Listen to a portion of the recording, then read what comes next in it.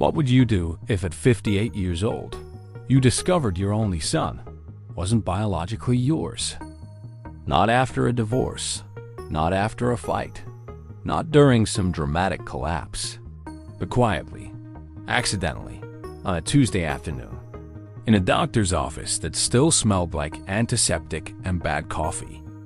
One sentence, one lab result, and suddenly every memory, first steps, late night homework, teaching him how to drive, no longer felt like proof.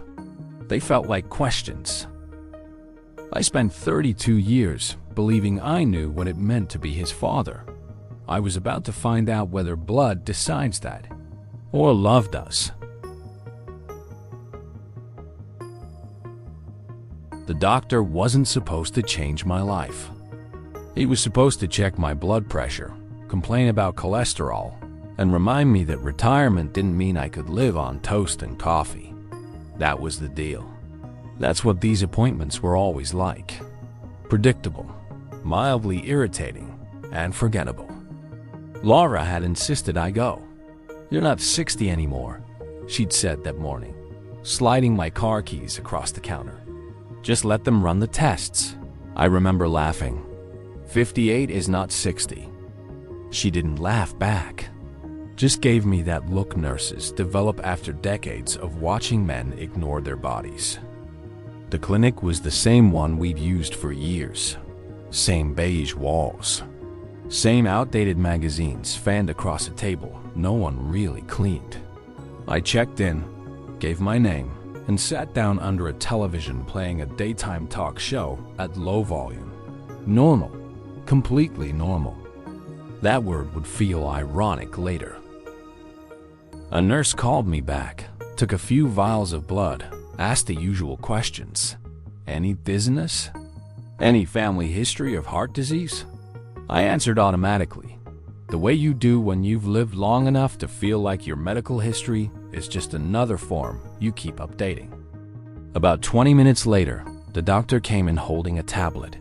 He wasn't alarmed. He wasn't urgent. If anything, he looked puzzled. "Daniel," he said, scrolling once, then looking up at me. "I just want to clarify something. Your son, Ethan, he's listed here as your emergency contact, correct?" I smiled. "Yeah, my only kid. Though he'd argue I still treat him like he's 12. The doctor nodded slowly. Then he turned the screen toward himself again. HM. That sound. That small, uncertain sound. It didn't belong in a routine visit. "What?" I asked. He hesitated, just long enough for something inside me to tighten. "Well," he said carefully, "there's a minor inconsistency in the blood work records we have on file. It's probably nothing, but according to this," he paused again. And that was the moment, though I didn't know it yet, when the ground beneath 30 years of fatherhood began to shift. The doctor turned the tablet toward me, but not all the way. Just enough to show columns of numbers and letters that meant nothing to me. "I don't want to jump to conclusions," he said, choosing each word like it needed permission to exist. "But your blood type is O positive," I nodded. "Okay. And Ethan's records, from when he had that appendectomy years ago, list him as AB. I waited for the rest. For the part where this became irrelevant. Instead, the doctor folded his hands. Biologically speaking, a parent with type O blood cannot have a child with type AB. The sentence didn't land all at once. It sort of hovered. Like a foreign language I almost understood. "That's not possible," I said automatically. Not defensive, just factual. "There must be a mistake." "That's very possible," he agreed quickly. "Clerical errors happen more often than people think. Lab mix-ups. Old data. I'd recommend retesting before even thinking about it further." Retesting. The word felt heavier than it should have. I laughed. A short, awkward sound. "So this is paperwork, not biology." "That's what we assume," he said, "but it's worth confirming." He printed an order for another blood test. Routine. casual, something to rule things out. Rule things out. I drove home afterward through streets I'd driven for decades. Same traffic lights. Same grocery store on the corner. Same park where Ethan learned to ride a bike while I jogged behind him, one hand hovering near the seat. Memory doesn't ask for permission to surface. It just does. At a red light, I caught myself gripping the steering wheel too tightly. It's just an error, I told myself. It has to be. By the time I walked through the front door, Laura was in the kitchen reading. "How'd it go?" she asked without looking up. I opened my mouth to answer, but something, instinct, maybe, told me not to mention it yet. "Fine," I said. "Just routine." She smiled. Good. And I realized I didn't want to see her face when I asked the question forming in my mind. So I didn't ask, not yet. Instead, the next morning, I went back to the clinic alone and asked for the retest. Privately. They told me it would take 3 days. I lasted 2 before the waiting started to feel louder than anything else in my life. I didn't tell Laura about the retest. I didn't tell Ethan either. On the surface, everything moved the way it always had. Morning coffee, the newspaper folded beside me, Laura reminding me to call the contractor about the loose gutter. Ordinary conversations, ordinary routines. But underneath, there was a question pressing against everything I did. Not panic, not yet. Just pressure. On the 3rd afternoon, I drove back to the clinic. No appointment this time. Just a man at the front desk asking if his lab results were ready. The receptionist handed me a sealed envelope. "Doctor can go over it with you if you'd like," she offered. "That's all right," I said. "I'll read it at home." I don't know why I said that. Maybe because I didn't want witnesses. Maybe because some part of me already understood that whatever was inside that envelope didn't belong in a room with fluorescent lighting and strangers typing on keyboards. I sat in my car for a long time before starting the engine. The envelope rested on the passenger seat, plain, light, completely unremarkable. It didn't look like something capable of rearranging a life. I drove to the park instead of going home. The same park where Ethan, at 6 years old, insisted he didn't need training wheels. Where he fell, stood up, and said, "Don't tell Mom." I parked under a maple tree just beginning to lose its leaves. My hands weren't shaking. That surprised me. I opened the envelope carefully, like it might tear if I rushed. 1 page. Clinical, direct, indifferent. Probability of paternity, 0%. No explanation, no apology, just data. For a moment, I didn't feel anything at all. Then my mind did something strange. It didn't go to Laura. It didn't go to betrayal. It went to a memory of Ethan at 8 years old, sitting at the kitchen table, asking me to help him build a model volcano for school. "Dad," he'd said, handing me the instructions. "You're better at this stuff than me." I stared at the paper in my hands and realized I didn't know what that word meant anymore. Dad. I folded the result back into the envelope and sat there in absolute silence, trying to understand how 32 years could suddenly feel both real and questioned at the same time. I didn't confront Laura that night. I thought I would. All the way home, I rehearsed it. Direct, calm, reasonable. "There's something we need to talk about." That was the line I kept returning to. Not accusatory, just factual. But when I walked into the house, she was at the stove stirring a pot of soup, humming under her breath. The smell of thyme and garlic filled the kitchen. The kind of smell that belongs to a life built slowly over time. She looked up and smiled. "You're late. I was about to call." And suddenly, the words I'd practiced felt theatrical. Out of place, like bringing a courtroom into a living room. "How was your day?" she asked, quiet, I said. That wasn't a lie. We ate at the table like we always did. Talked about Ethan and his wife, how the baby was due in the spring. Laura wondered aloud if we should start clearing out the spare room, maybe repaint it. A nursery. I nodded at the right moments, listened, answered when she asked something directly. But every time she spoke, there was another sentence layered underneath in my mind. How long have you known? After dinner, she reached across the table and squeezed my hand. You seem tired. I am, I said. Also true. Later, lying in bed beside her, I stared at the ceiling in the dark. The rhythm of her breathing was familiar, reassuring, a sound I'd fallen asleep to for decades. It didn't sound like deception. That was the part I couldn't reconcile. There had been no distance, no coldness, no obvious fracture in our marriage I could trace backward and say, there, that's when this started. If this was a lie, it wasn't a loud one. It was lived in. Around midnight, Laura shifted slightly and murmured, half asleep. Dan? Yeah? I'm glad you're home more now. It feels like we finally get this time together. I swallowed. So did I almost said.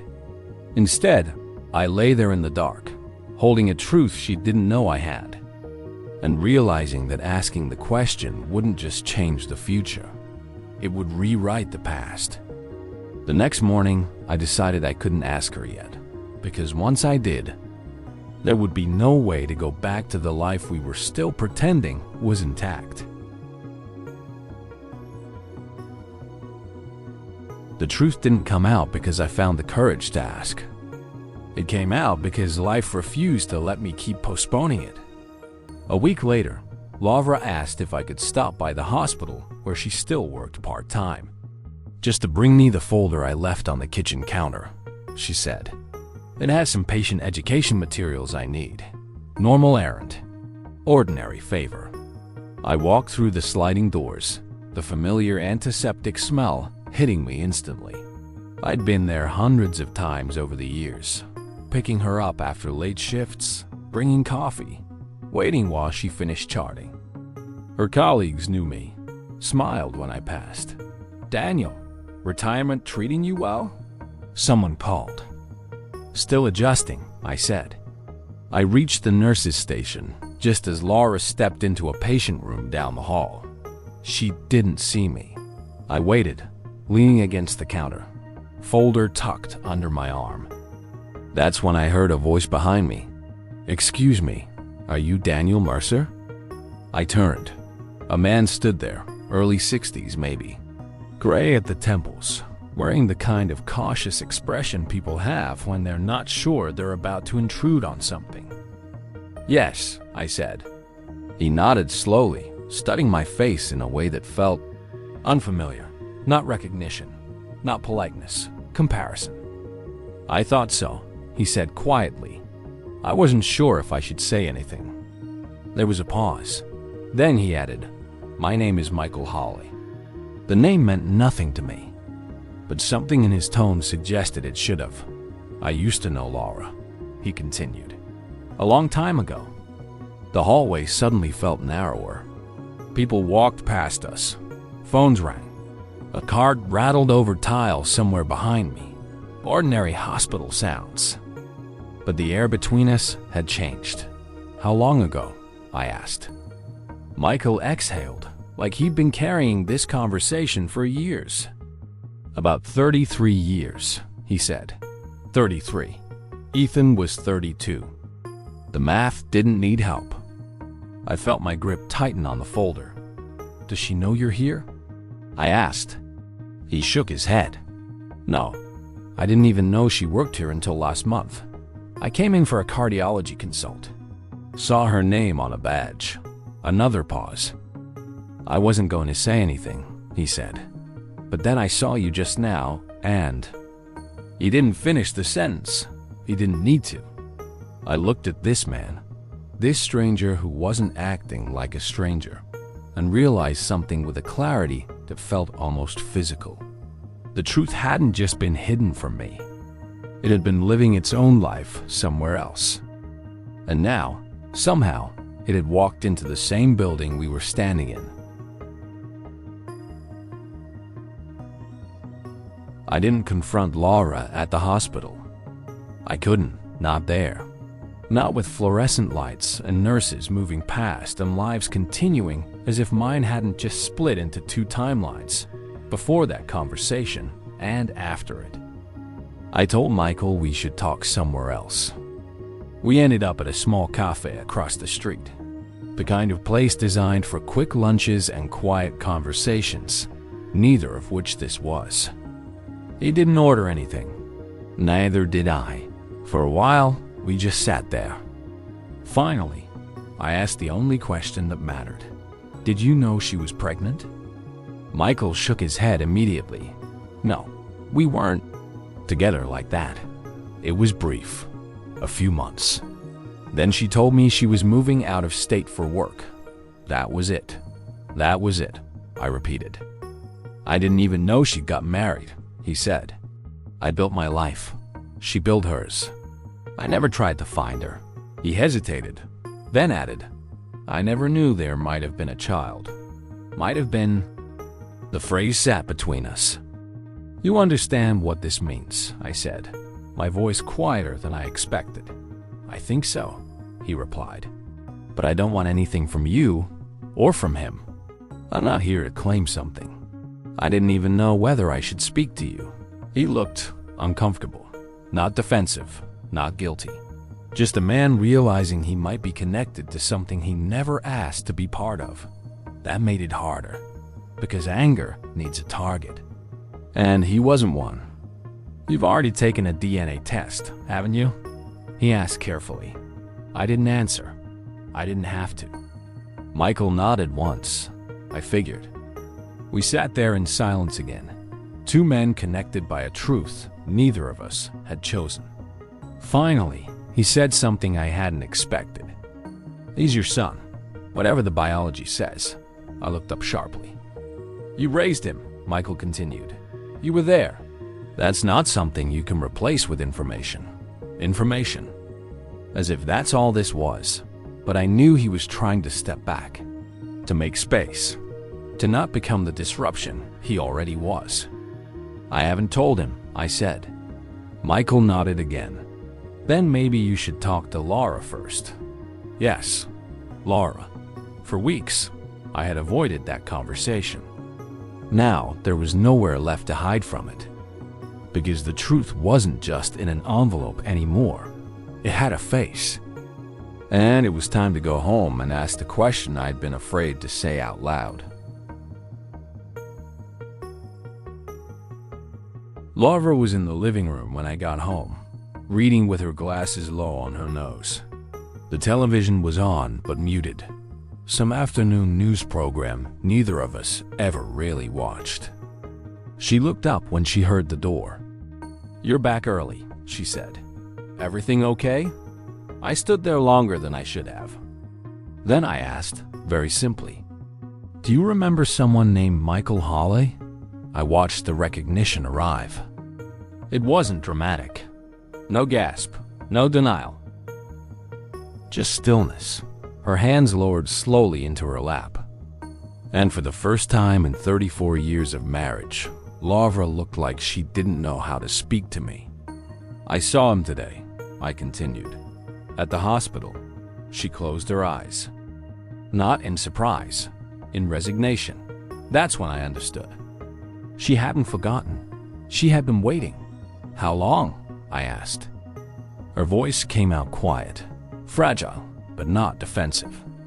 Since before we got married. The room seemed to tilt.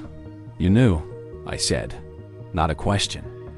I wasn't sure, she said quickly. Not at first. Daniel, you have to understand the timing. I found out I was pregnant right after we started seeing each other seriously. The dates, they overlapped. I told myself it didn't matter. It mattered, I said. Yes, she whispered. But by the time Ethan was born, you were there. You were holding him. You were already his father in every way that counted. That wasn't your decision to make. Tears slid down her face, but she didn't try to wipe them away. I was 25, terrified. I thought if I told you, I would lose you. And you loved him so completely. I convinced myself telling you later would only hurt you both. Later never came, I said. She shook her head slowly, because every year it became harder. And then it wasn't just a secret anymore. It was our whole life. Our whole life. I thought about birthdays, school plays, college tours, every ordinary moment that had felt unquestionable. You let me believe something that might not have been true, I said. Her eyes met mine. No, she said softly. I let you believe something that was true, just not biologically. I didn't answer, because that was the part I didn't yet know how to measure. Truth, apparently, had more than one definition. And now we were sitting in the middle of all of them. We didn't plan to tell Ethan that week. Lavra wanted time. I didn't even know what I wanted. Time to think. Time to breathe. Time to understand how to speak about something that felt unspeakable. But life, I was learning, doesn't wait for emotional readiness. Ethan came over that Saturday afternoon to help me move some boxes into the garage. He was practical that way, always showing up when there was work to do. Said it made visiting feel less like a formality. We worked side by side for nearly an hour, talking about nothing important. The weather, his upcoming project deadline, whether I'd finally throw away the broken ladder I insisted on keeping. Normal, painfully normal. I was carrying a box toward the workbench when he said, casually, "Dad, why did Mom call me last night, asking if everything was okay between us?" I froze. Just for a second. But Ethan noticed. He'd always noticed things. "I didn't know she did," I said. He studied me, the way adults do when they recognize something children used to try to hide. "What's going on?" he asked. There are moments when you can still choose silence. This wasn't one of them. Before I could answer, Laura stepped into the garage. She must have been standing inside longer than we realized. "We need to talk," she said. Ethan looked from her to me, confusion already sharpening into concern. We sat at the kitchen table, the same table where he'd done homework, where we'd celebrated birthdays, where I taught him how to balance a checkbook when he got his first job. Laura tried to explain, haltingly, carefully, words breaking under their own weight. There was no good way to say it, so she said it plainly. "There's a chance that Daniel isn't your biological father." Silence followed. Not shock, not anger, just a kind of emptiness that filled the room. Ethan looked at me, not at Lavra, at me, as if waiting for me to correct it. To laugh, to say it was a misunderstanding. I couldn't. And in that moment, I realized something devastating. The truth didn't just change how I saw the past. It changed how my son was now looking at me, like he wasn't sure what we were anymore. Ethan didn't speak for a long time.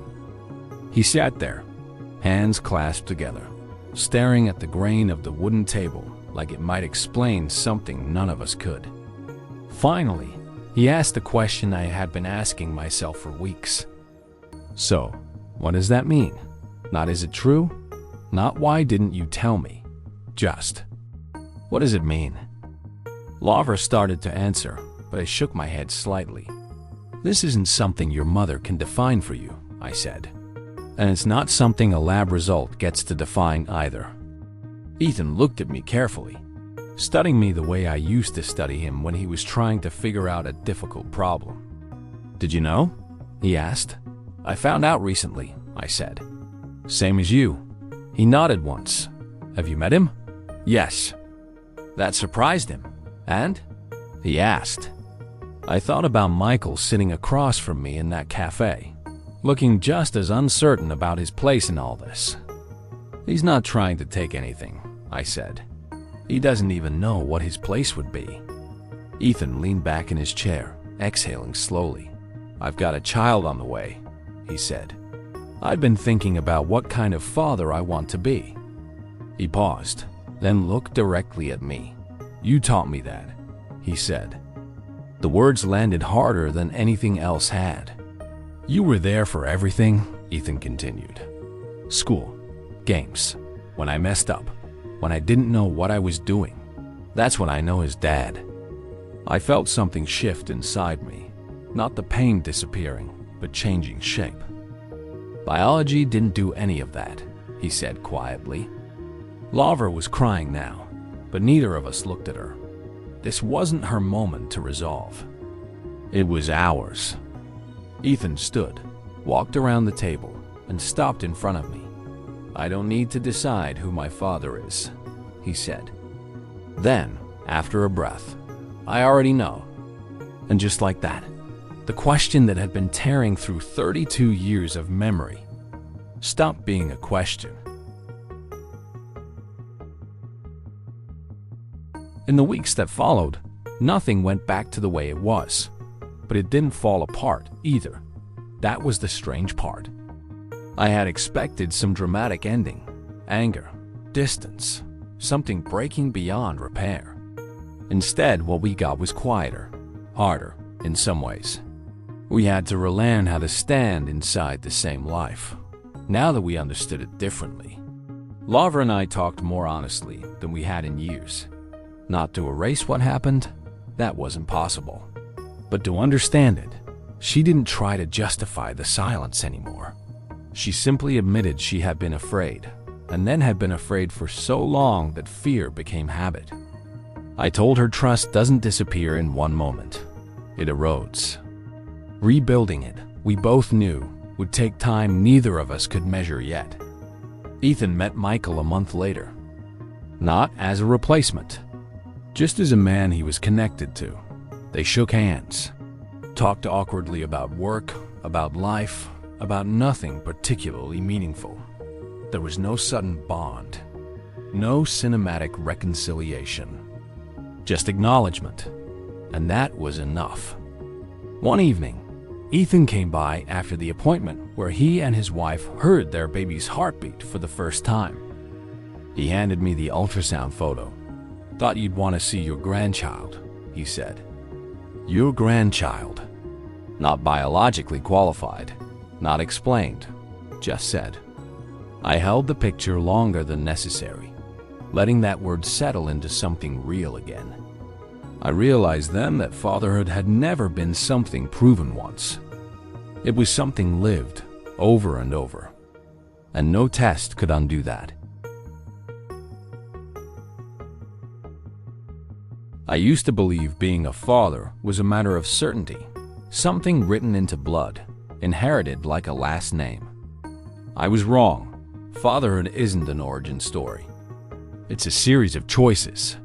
Showing up, staying, loving when it's inconvenient, when it's exhausting, when no one is measuring. DNA can tell you where life began. It cannot tell you who stayed to build it. So now I ask you, if you discovered the truth after a lifetime, would it change what you gave or only how you understood it? Tell me what you would do.